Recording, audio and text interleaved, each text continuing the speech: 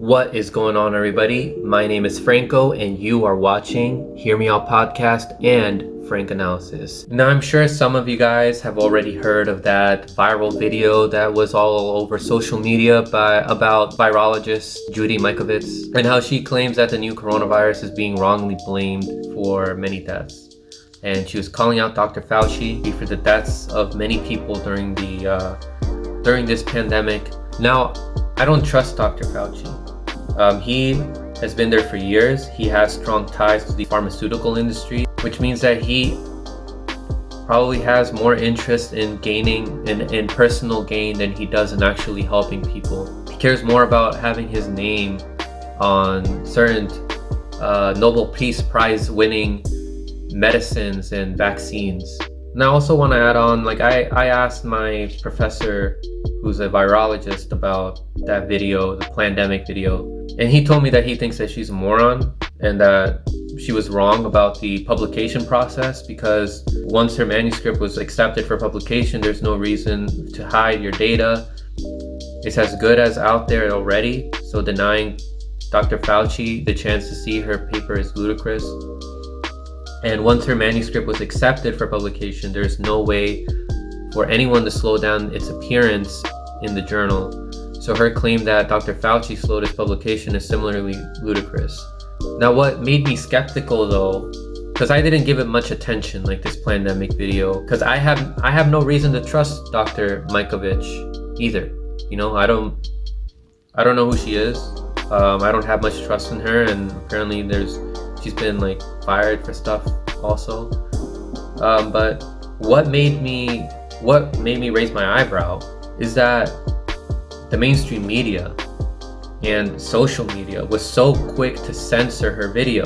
Now, why would they want to just censor it, and why don't they just leave it up and then just put out more videos debunking her, so that people can see what the original source said and then see what people debunking her are saying? Otherwise, they're only getting one perspective.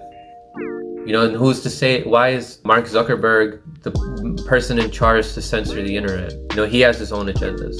Now, among these videos that were debunking Dr. Mikovitz was Dr. Mike. You know, he's somebody on YouTube who has over 5 million subscribers, and he puts out videos. He's sponsored by Nike.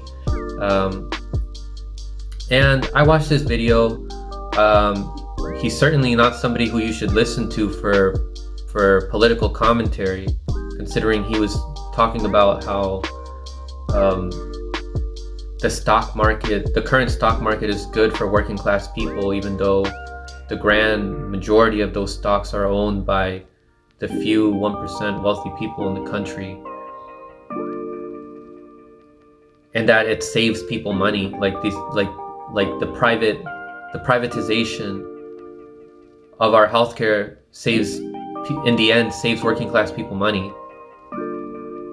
That's not true at all, because we have so many people that are uninsured. We have millions of people who die. We have millions of people who go into debt because of medical expenses, even if they do have healthcare. Now, then he got invited on to debate Dr. Mikovitz. Now, here's his time to really expose Dr. Mikovitz for the corrupt and fraud and liar that she is, right? She's a virologist, though, and he's a medical doctor.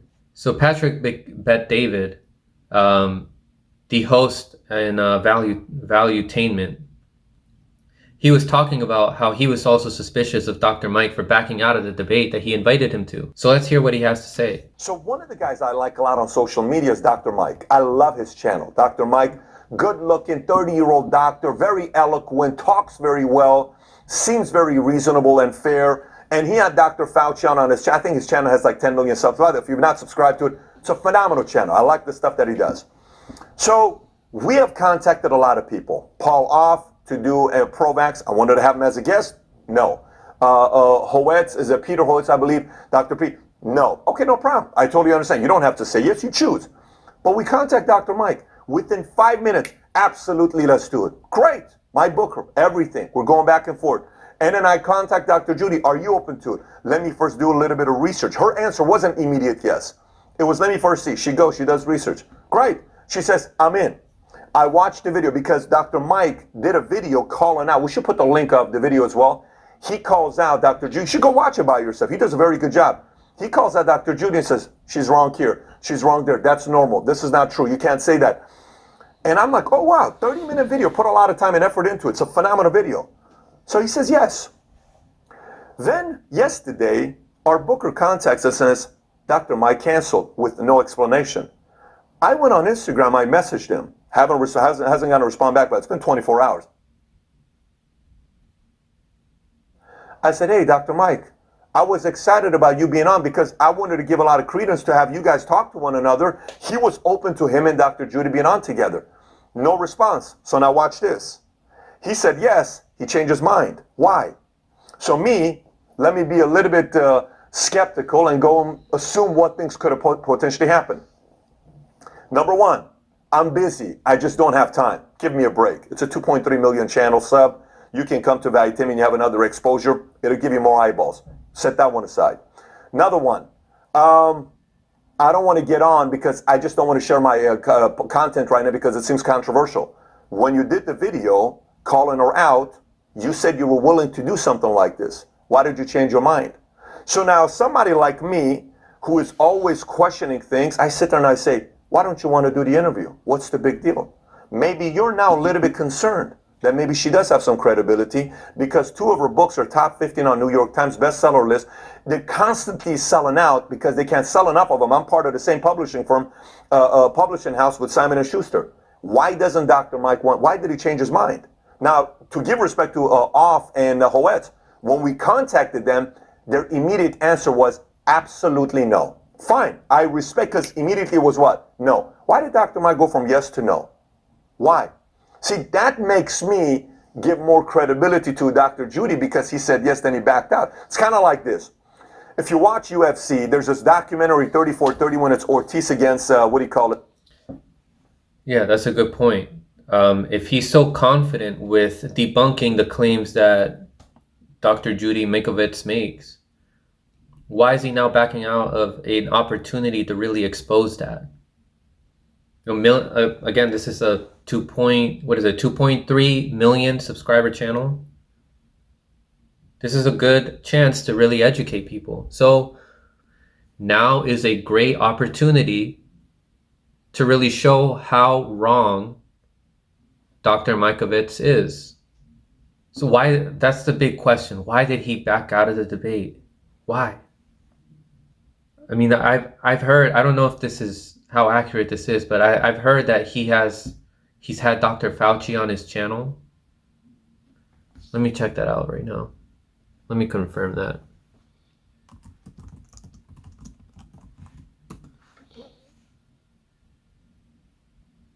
Yeah, so he's interviewed Dr. Fauci. Hey guys, we're incredibly lucky today to have Dr. Anthony Fauci, who's the director of the Allergy and Infectious Disease branch of the NIH. You may have... Yeah, so...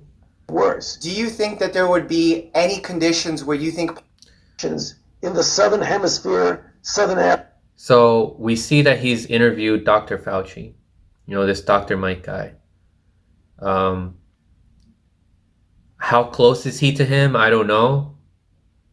But there's potential there that maybe Dr. Fauci might have told him something. Like I'm just speculating here.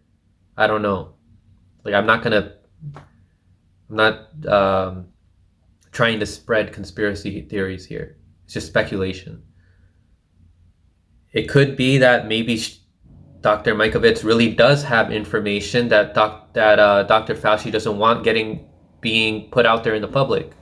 I mean, he's a very powerful man. He served as an advisor to all the administrations ever since Ronald Reagan's back in 1984. Yeah, I don't trust this guy, Dr. Mike. I mean, he's already corporately sponsored by Nike, and I know Nike is like what does that have to do with the pharmaceutical industry or anything? I wonder if this Dr. Mike guy is funded by any pharmaceutical industries. Well, I'll look into more information about this guy, but I already don't trust him. I mean, just he looks like he looks like he grew up privileged. Just by his comments on how he said that the private industry saves people money, like saves working class people money, and that it's a win-win for the pharmaceutical industry and the working class people. He's either just somebody who doesn't understand politics, or he's privileged, or he's both. Okay, let's go back here to this video. Chuck Liddell. And by the way, I'm a tweet up, and I said, here's a message to my competitors in the insurance industry. I'm a nice guy, but I have a very good memory. I have value tenors in every company, even my enemies. There are people in the company that love us and what we create. And I'm somebody that you don't want to create an enemy with, not a threat, because I don't forget things, and I always come back and want to surprise you. It's my approach. It's how I'm wired. I wish I wasn't this way. Believe me, life would probably be a lot more peaceful. When I watch the Last Dance and I see Mike holds a grudge, he goes after this person. He's wired that way. He wishes he wasn't that way because he would probably have a better life. But that's the wiring, right? Okay, now watch this. Say you censor somebody's message or an issue. Say you do. And that person is extremely confident in what they're doing and determined and ambitious, to the point that they don't forget. Don't you think people like that create a following? And don't you think they're going to continue until their mission is accomplished? Say you censor this person. There are 20 people around them that have already been infected by this person's conviction. That 20 goes to 40, 80, 160. Censoring this message officially gave power. And there's now an underground community being built. That underground community is going to do their part to make sure that message gets heard. How long is that going to take? It's irrelevant. Exactly. That's a great point here. So this Patrick Bet David guy is saying that if you censor something on the internet, that raises skepticism among people. Right? They start thinking, okay, why is the mainstream media censoring this information? Why are they doing it? It could be that they're trying to hide something that this person knows that they don't want exposed. So then that, like this guy said, that creates an underground following. And it could be that Dr. Mikovitz is completely out of her mind and she doesn't know what she's talking about. But by censoring, again, you're creating that skepticism. Relevant. It's irrelevant. They're eventually going to be heard. Mandela goes to prison for 20-some years. It doesn't matter. It's brewing. You're just brewing this person to come out. You try to push MLK around, you're doing it to the wrong guy. The wrong guy. You cannot do this to people. Eventually the message is going to come out. So for some of you out there, I don't even want to call you hater. I just think you're somebody that's a critic and came out what you said about what I said. I told. By the way, if there's anything, I don't mind. I just interviewed a communist. Totally agree with everything he said. You know what happened by the time I was done interviewing this communist? So the best way, if you want to silence something and make it look like it's not true at all, if you didn't censor it and then you just let things out there, let other people put out their debunking videos or articles or whatever, that is a better way to create irrelevance on the misinformation that's being spread, right? But by censoring it, again, you're raising skepticism. People start questioning, why did it get censored? Is she revealing stuff that these people don't want, that they don't want exposed? Like these powerful people, that they don't want this stuff to get exposed.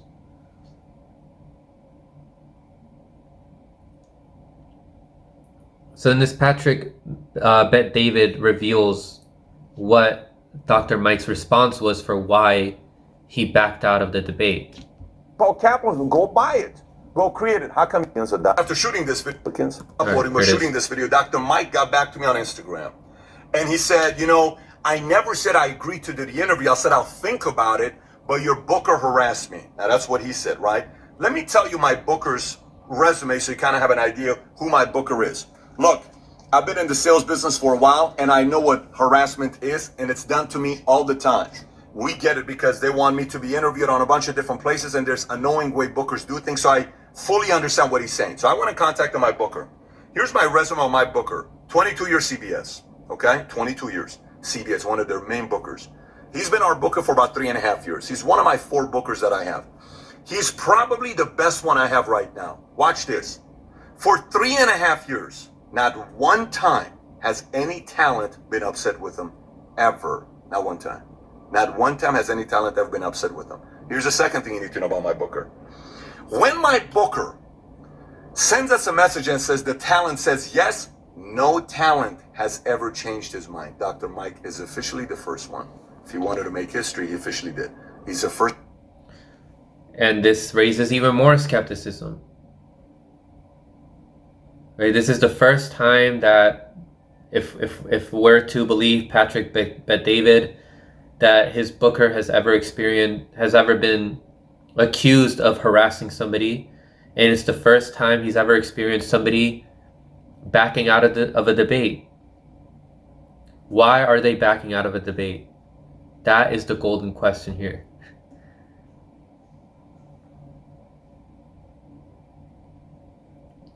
And again, this makes people like me and like you question, is there information that powerful people like Dr. Fauci wants to be suppressed? And other people who have financial ties with Dr. Fauci. First one to back out. By the way, my booker's version of the story, because I don't like if somebody that represents my brand insults talent, because I've fired bookers in the past before, because you cannot talk to talent in a bad way. I have a lot of respect for talent because they have busy days, busy lives. They have things they need to do. If they want to make time to be guests on Valuetainment, just like if I make time to be on other platforms as a guest, I want respect. So if they've done that, they've been fired. I've never once had an issue with my booker, not one time. We say, what happened with them? He says, my booker says, I talked to him on the phone 3 times. Talk 3 times. Are you sure? Yes. You sure you're gonna do this? Yes. So when he sends us a message, he got 3 confirmations from Dr. Mike that Dr. Mike wanted to do it. Then Dr. Mike, when they're booking the time, then 2 days later, he changes his mind. On the message, he says, I was harassed. He says, but when I talked to my team said, you're too busy to do an interview right now. Too busy to do an interview? You're a doctor. You watched all the interviews of the doctors that you showed, all of them. You said you watched all of them. That's about 7 hours of content. And you had enough time to rebuttal, and you had enough time to upload, and you are too busy to do an interview and face the person you called out. You called her out. Let's just say you could, if I call somebody out, anybody, come sit next to me, let's talk. You want to put a camera on? I'm good if I called you out. If I called you out, that's just called basic mannerism of calling somebody out. Don't call somebody out if you don't want to face them. You called her out. You've been given a request. Dr. Judy didn't say yes immediately. She said, let me watch the video. She watched your video. Then she said yes.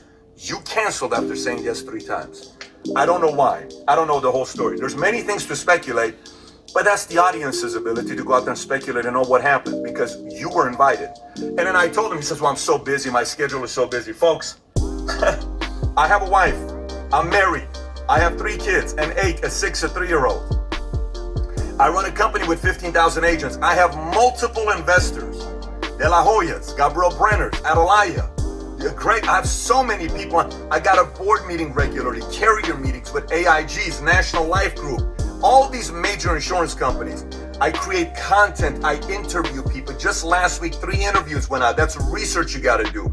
Content you got to put together. Shoot time. Working out. We got 168 hours in a week. I think you have time to do it. And if you watch his Instagram, he doesn't have kids. He's just a guy that's a single good-looking guy that's a good doctor, that he's got a big presence. I think he has time. I'm not speculating on why he canceled. I have no idea. But I suggest if you want to go ask him, Valuetainers, you may want to go ask him. Again, more points being brought up about how him canceling after saying yes 3 times,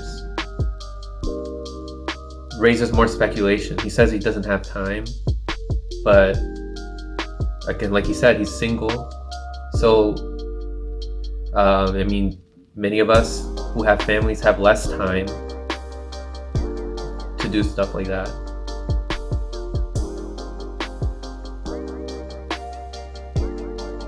I don't know, guys. I personally do not trust Dr. Mikovitz that much. I haven't looked into that research that much. I haven't researched her that much. My virology professor and other professors who understand the publication process, because they do that for a living, talk about how ridiculous her claims are. But I also don't trust Dr. Fauci. But again, this like aggressive censoring of what she's putting out raises eyebrows. So what do you guys think? I really want to get somebody on this show who's done a lot of research on Dr. Fauci so that I can get more information and so that my viewers can get more information. I know there's many of you guys out there that are very smart and do a lot of research on people like Dr. Fauci, so please let me know in the comment section what you know and who you recommend for me to interview so that we can hear more information about the corruption behind Dr. Fauci. All right, thank you guys so much for watching. Hit that subscribe button so you can help this channel grow. Like, share, and subscribe. Thanks for watching that segment of Hear Me Out. Don't forget to like, share, subscribe, and hit that notification bell down below so you can get the latest on sports, pop culture, and progressive politics. Stay informed.